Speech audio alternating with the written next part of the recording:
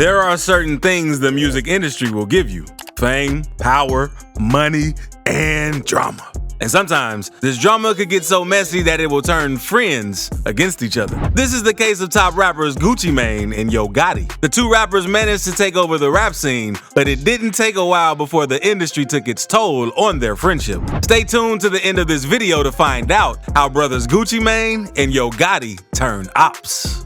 The history of their friendship. In the early 2000s, Gucci Mane and Yo Gotti were some of the hottest rappers coming out of Memphis and Alabama at the time. Recognizing that they were a great combo, they realized that it was best for the both of them to collaborate and watch each other's back in the industry. They released several mixtapes together, sang each other's ad-libs, and even appeared on a mixtape with DJ Drama. It didn't take a while before their joint power became big. Their names topped the list of upcoming rappers in the whole of the United States, and the big dogs in the industry began to seek them out. The start of the beef. Yo Gotti and Gucci Mane were so close that they never imagined that anything would come between them. In fact, even if they thought about having issues, they never expected it to completely ruin the relationship they had. Things began to go south for the two rappers on October 17th, 2012. You see, anyone who is a fan of Gucci Mane knows that this day is very significant in the life of the rapper. October 17th, which numerically translates to 1017, was the day Gucci Mane independently released his own studio album, as well as launched his record label, 1017. Before the day came, Gucci Mane promoted it crazily across the world, and it was definitely hard to miss. Not only was he promoting the release of his studio album, Trap God, but he also promoted the launch of his record label. Now here's where the issue started. After Gucci Mane's album campaign began, Yo Gotti announced that he was also going to release his mixtape, CM7 The World Is Yours, on October 17th, 2012. The same day Gucci Mane was set to release his album. Now, this day was very significant to Gucci Mane, mostly because it was associated with his record label, and he saw the day as his day of independence. It even became World Gucci Mane Day. So when news got to him that his friend and brother Yo Gotti was going to drop a mixtape on that same day, it didn't sit very well with him. We all know how this goes. When a rapper releases an album or mixtape, fans are going to bump to it all day, all week, hell, even all month if it's that good. Gucci Mane saw his Trap God album as a major project that was going to kick off his independent record label, and he assumed that Yo Gotti tried to get in the way of that. On the other hand, Yo Gotti claimed that he never knew that Gucci Mane had planned to release an album on that day, and he eventually reached out to him to apologize as well as change the release date of his own mixtape. But this was where Yo Gotti got the bad energy from Gucci Mane. According to Gotti, immediately he got to know about Gucci Mane's plan, he reached out to Gucci via phone call in order to apologize to him and talk things over, but Gucci never responded to his call. He went as far as calling someone in Gucci Mane's camp and asking the person to tell Gucci Mane that he had been trying to reach out to him. Still, there was no response from Gucci Mane. This was when Yo Gotti realized that things had actually gone south between them. Yo Gotti spoke about the situation in an interview, and according to him, he never actually knew that Gucci Mane planned to release his album that day, mostly because he isn't really a social media guy, and he never knows what rappers are up to or when their music was dropping and all of that. Gotti also added that when he heard about Gucci Mane releasing his album on 1017, he thought it was a great thing for both of them because they were like brothers, and it wouldn't be bad to shine together. But that wasn't how Gucci Mane saw the whole situation. Social media diss and diss tracks.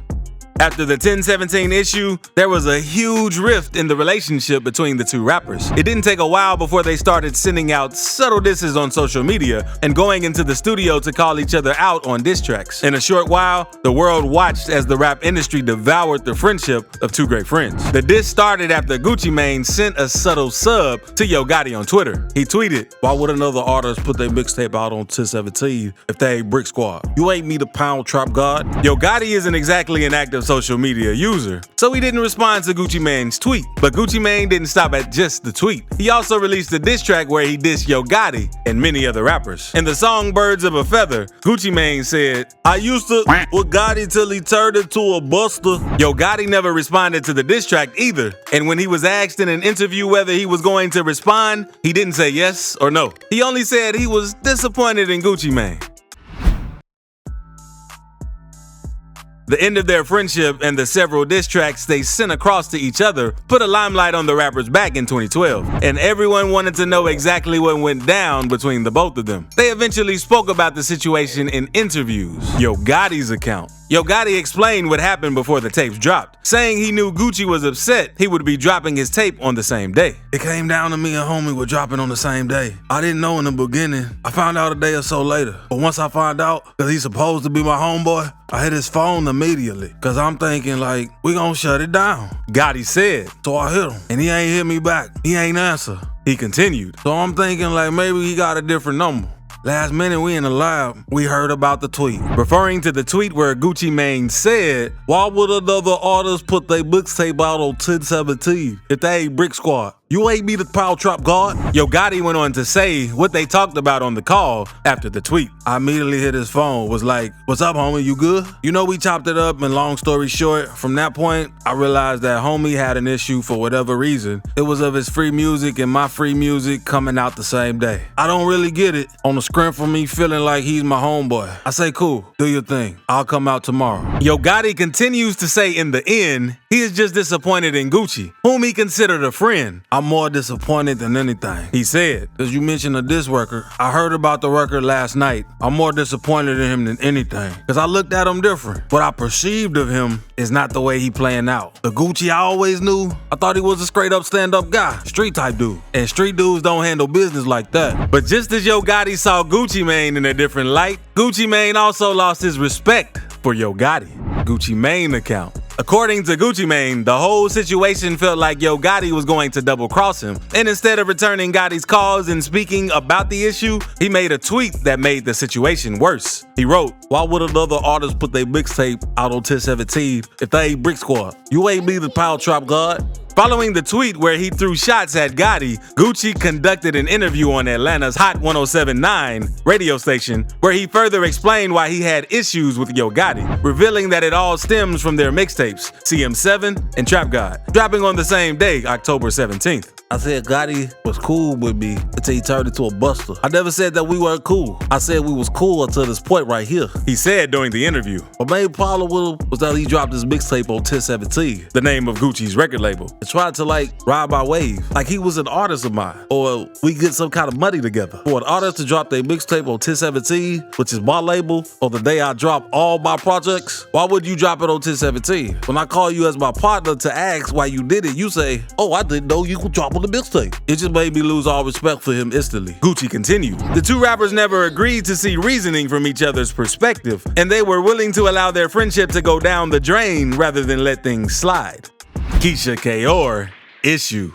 A couple of years after the 2017 issue had settled a bit, an even bigger issue emerged between the rappers, and this time, it involved Gucci Mane's wife, Kisha Kor. The issue began in 2016 when Angela Yee asked Yo Gotti about being involved with Kisha Kor in the past. However, in May of 2021, the matter came up all over again, and this time, it caused a huge stir on social media. DJ Academics went on a Twitch stream and spoke about the issue that the world seemed to have forgotten. During the broadcast on Twitch, someone he was talking to talked about Gucci Mane and his wife Kisha Kor as an example of a solid industry relationship. But Academics quickly chipped in and reminded everyone of Kor's alleged affair with Yo Gotti while Gucci Mane was behind bars. Hold on now. And I'm gonna be really respectful as I talk about this, because if we really talking about Gucci and his wife, a lot of y'all be like, Gucci's wildin'. He said. Y'all know allegedly Gucci's wife, while he was locked up, slept with Yo Gotti, right? That's why he cussed out Angela Yee. DJ Academics didn't realize that it was going to go that viral. So when it was all over the media blogs, he made sure to point out that he meant no disrespect to Gucci Mane's marriage, pointing out plenty of men struggle to make peace with a woman's past. He then said Gucci Mane has a reputation for sleeping with a lot of women before settling down with Kisha Kor. Gucci at this time was mad, he added. But the girl that he was gonna settle down with, that he actually had an extra for, was Kisha Kor. He wasn't with her his whole time. He was also kind of running around a little bit. When she decided to do her a little bit, allegedly, she might have been with Yo Gotti. Y'all demonize any girl that was ever with another rapper that y'all can recognize. Gucci married his girl. He realized she was a good girl who held it down and who also helped him out with a lot of. However, neither Gucci Mane nor Yo Gotti publicly commented about the situation after DJ Academics talked about it in 2021. This was mostly because they already addressed the situation with Angela Yee and The Breakfast Club in 2016. Gucci Mane beefs with Angela Yee. Gucci Mane hated Yo Gotti so much that he extended the hate to anyone who sided with Yo Gotti and anyone who spoke to him about their situation. The Breakfast Club host, Angela Yee, was one of the very first people to feel this hate. While in an interview with The Breakfast Club, Angela Yee asked Yo Gotti about his situation with Kisha Kor and Gucci Mane. In the 2016 clip, Angela questioned Yo Gotti about rumors of his involvement with Kisha Kor. Yo Gotti seemingly confirmed it, stating, "I didn't know that. Come on, man. You know how the game go. Keeping it a G. Shawty the one told me she used to mess with homie. Like, I didn't know that. I think Shawty cool. Like, let's clear that up. I don't think anything less of Shawty. I got the utmost respect for Shawty. I think she cool. I think she a hustler, all that. When she told me all that, I didn't think nothing like they about to get murdered or nothing like that." Gucci Mane wasn't very pleased with Angela Yee asking Yo Gotti about the situation. So, he went on to reveal that Angela Yee made a move on him and tried to get him to hook up with her as a means of getting back at her for the interview. He also posted a video on Instagram from his 2017 interview where he accused Angela of trying to pursue a sexual relationship with them in 2010. However, Yee went on to deny his accusation. Gucci's Instagram caption, however, implied that their run-in resulted in him being banned from appearing on the show again. It read, Wow, so you mean to tell me The Breakfast Club banned me for this? Foul truth hurts. Foul girl by Angela Yee replied to the post on his comment section saying, "Back on those drugs, I see." Gucci responded by saying, Wow, that's deep. with a laughing emoji.